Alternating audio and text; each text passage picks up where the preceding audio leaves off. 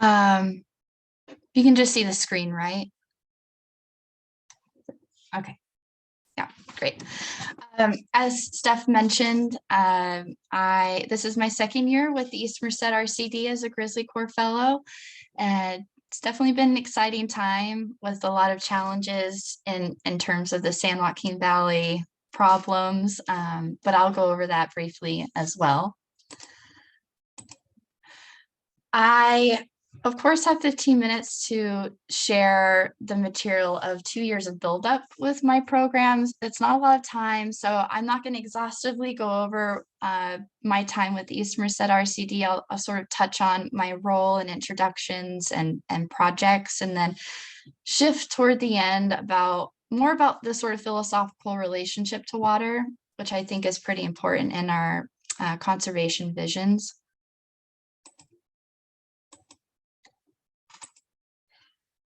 To start off, there's a lot of RCDs involved in the GrizzlyCorps program, and each have their own prescription.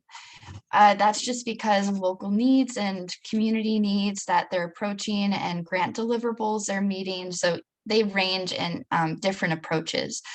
But in general, I've identified 4 features in an RCD that are kind of common across the space.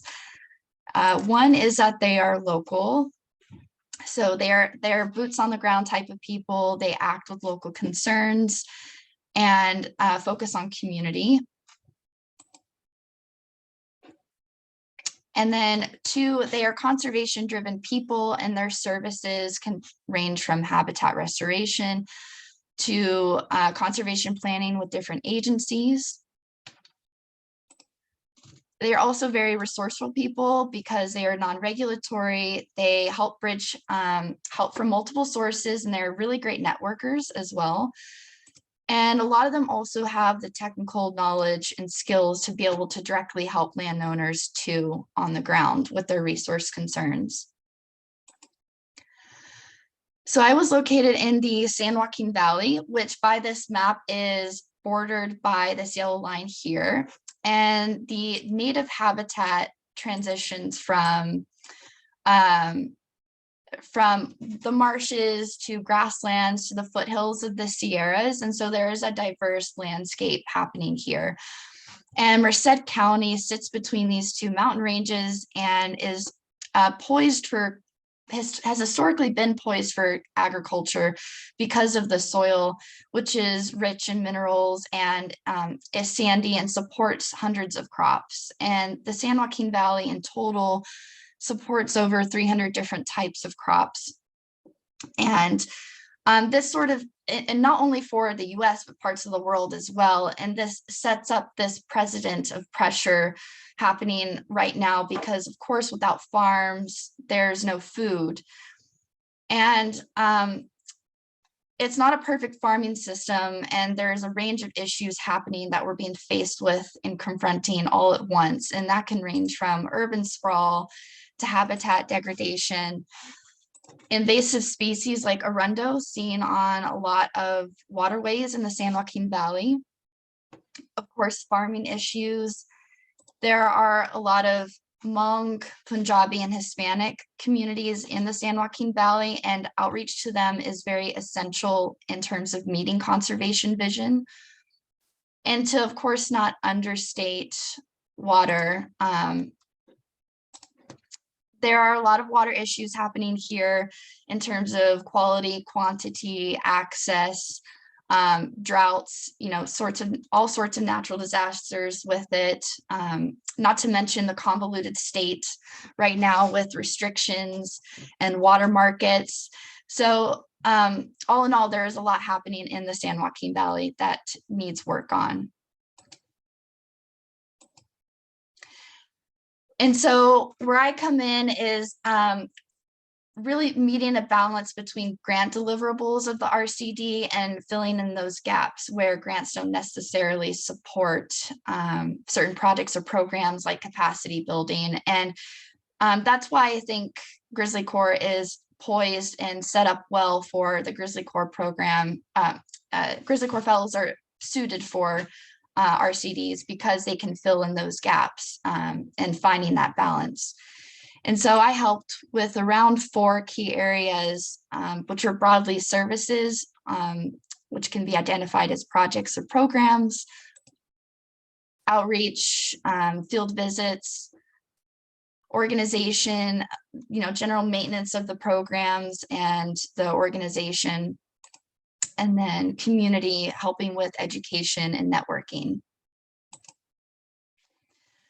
So again, this project list is not exhaustive, and I don't want to also understate the amount of collaboration that happens in an RCD space and the amount of people that are involved in helping implement and complete these goals of each project.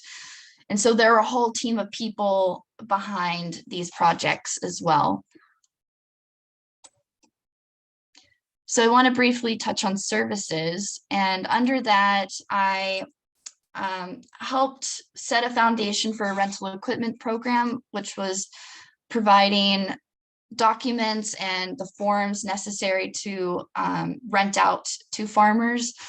What I want to note on this is that as providers and assistants, we're creating a lot of demand for farmers to meet conservation goals and asking them to do all sorts of practices. And they're volunteering for that.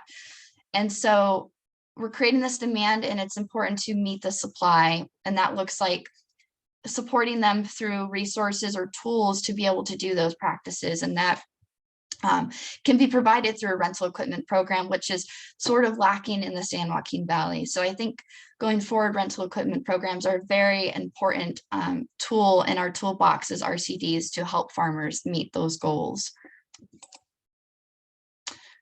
I completed a carbon farm plan for a local rancher, about 500 acres. And what I want to note on this is that it's centered around vernal pool restoration, because her land was swarmed in vernal pools and they needed to be conserved, of course, because they're an important ecosystem. And I think I had yet to see a plan that was focused on vernal pools. Usually plans involve compost and other sorts of application, whereas vernal pools are very sensitive ecosystems. So kind of have to think differently and navigate that space differently. So for instance, you can't really apply compost to that land because it's so sensitive. So it was quite a different plan from the usual norm. For a chunk of the year, helped with some CDFA sweep technical assistance. I helped about 10 farmers apply to, it's the state water energy and efficiency program, if I get that right. And in May 2021, I applied to Xerxes to get a 600-foot hedgerow kit and plant it on Merced College farm. And on a very, very foggy morning in November, 15 volunteers showed up to help plant that. So I'm very thankful for their time. And then scattered throughout the year, I helped with irrigation evaluations, which looks like going on a farmer's land and systematically looking through their irrigation to make sure the water is being conserved and that the irrigation lines are running smoothly, and then writing a report for them. And then recently, East Merced RCD built their capacity through this, and helped write a programmatic strategic plan so that way it could be implemented, hopefully long term. And then briefly going over this, I maintained a newsletter each month and helped with about 5 workshops last year that were education centered on conservation practices and water conservation. And then my current baby that I'm working on still is the San Joaquin Valley Directory Hub, which I want to just hone in on for a little bit.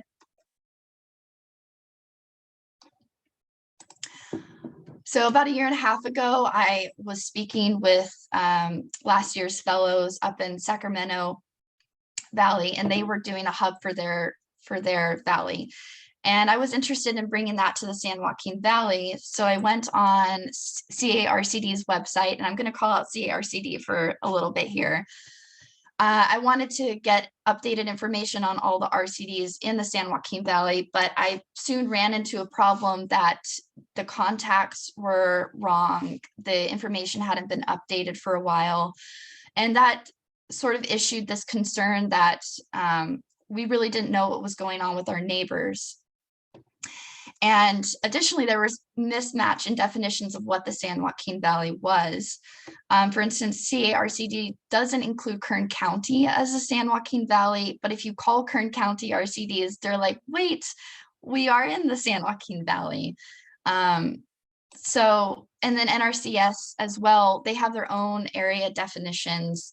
Area 3 is synonymous sometimes with the San Joaquin Valley, yet they exclude the Stanislaus County RCDs, and that also issues this concern of exclusion, and even though we're very similar in our activities and concerns.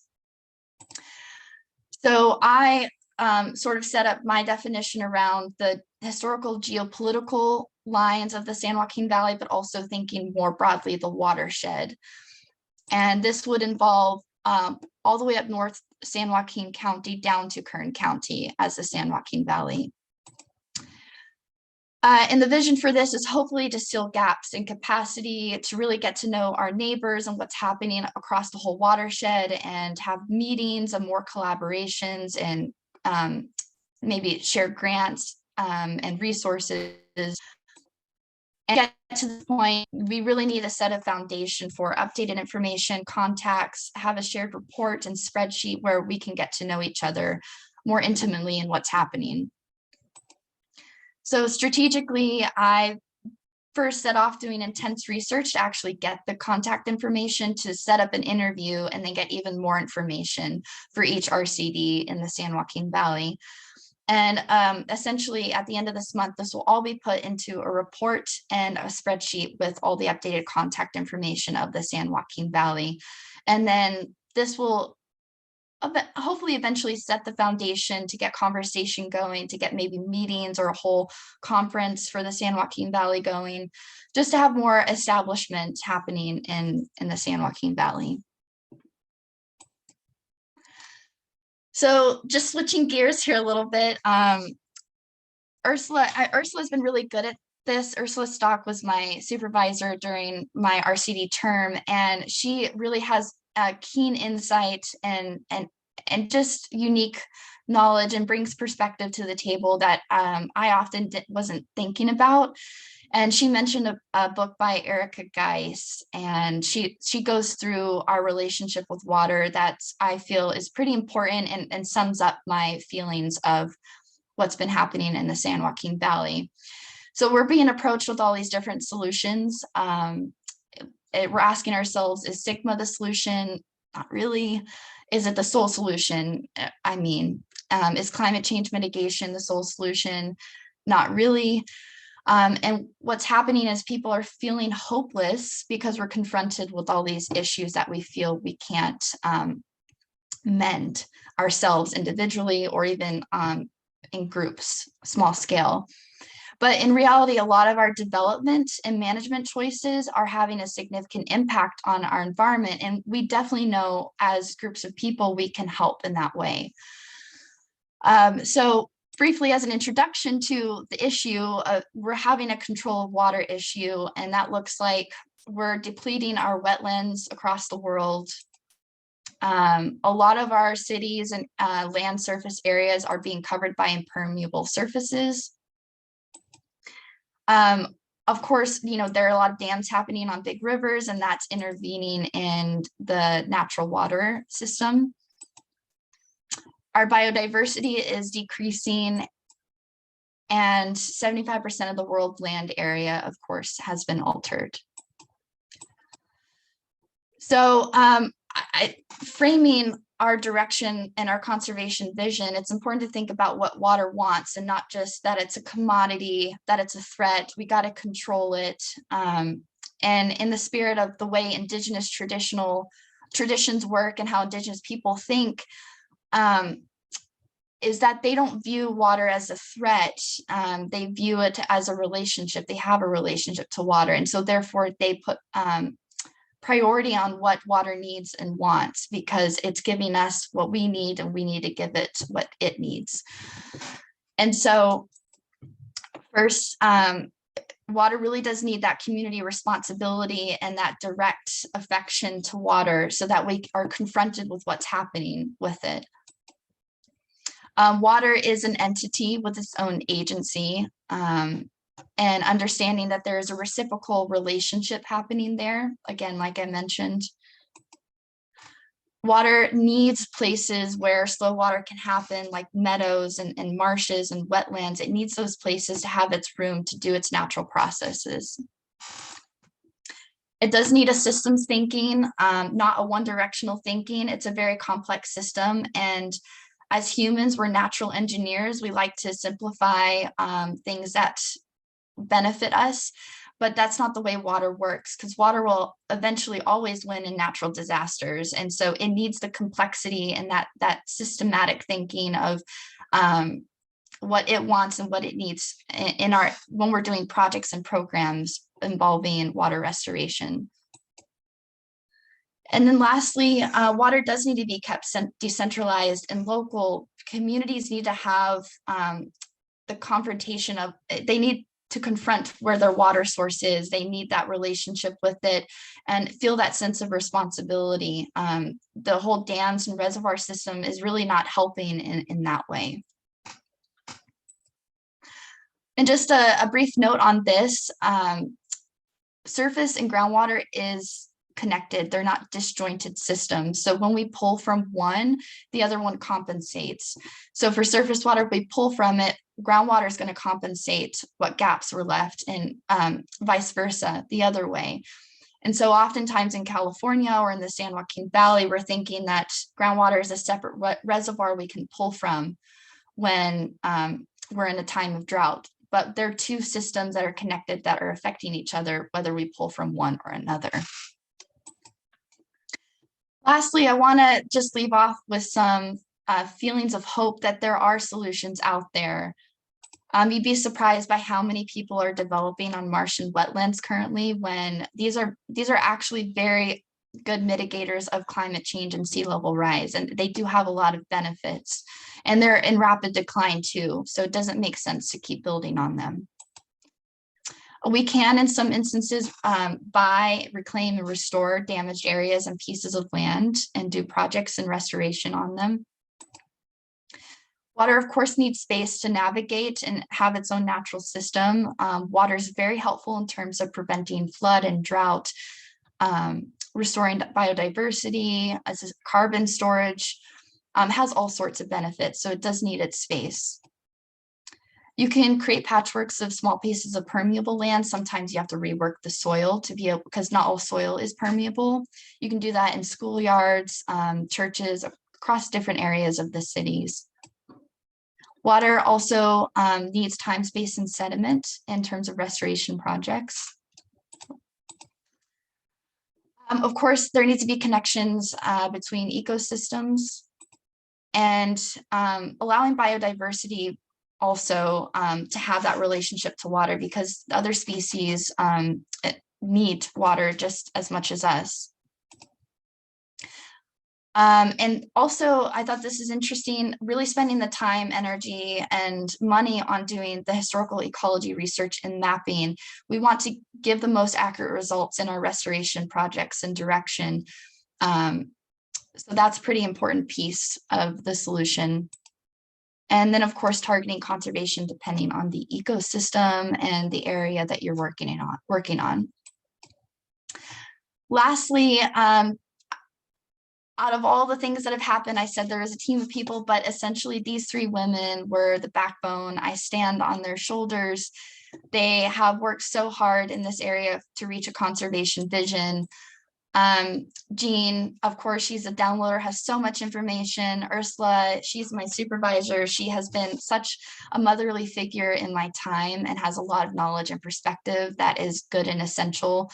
And then Trina, she's very successful in the region and provides such good structure and support for the RCDs in the area. So yeah, thank you.